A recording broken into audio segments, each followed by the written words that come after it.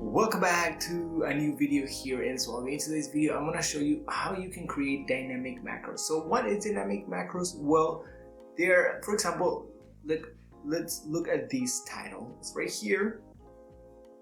And if we stretch it out, you will see that the midsection lasts a little bit longer. So that is basically how you would do a dynamic macro. And for that, let's jump into the computer, and it's gonna be a little bit of a different microphone because I'm testing something out. Okay, here we are in a Fusion composition, which is where you are creating your macros usually, right?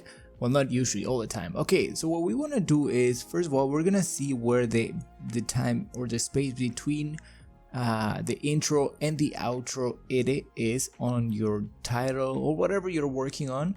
And here, for example, we have the end of the intro is at frame 21, and then the beginning of the outro is at 41.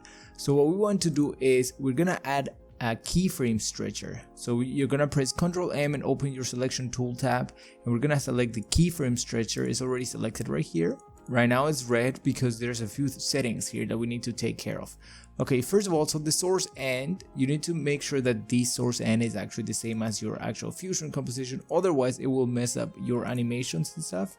And you'll see we fixed that, and then that should be working fine already. So then the stretch end would be at 41, which is where our last keyframe was here. And then the first one should be at 21. So we're gonna check that out to be at 21. So now if we play this back just like that, it works normally, right?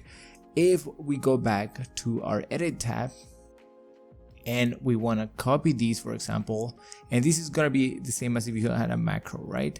And let's put it right in these.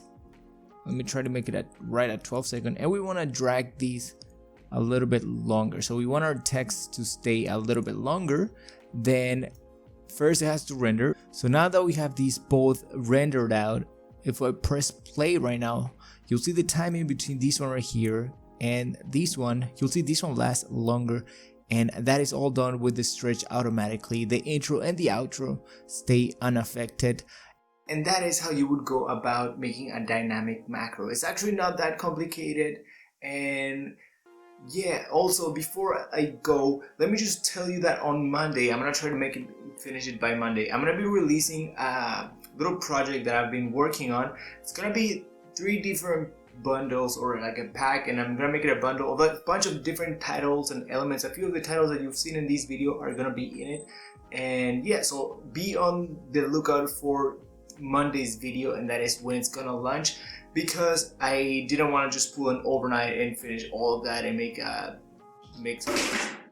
Yeah, that was my phone. I just didn't want to stay overnight and make mistakes, so I just want to take some time and make the things actually like functional and really well, so that you can easily use them and just drag and drop and then have no issue with it. So be on the lookout for that on Monday. And yeah, that is pretty much it for today's video, and I hope to see you in the next video here in SUALVI. Bye!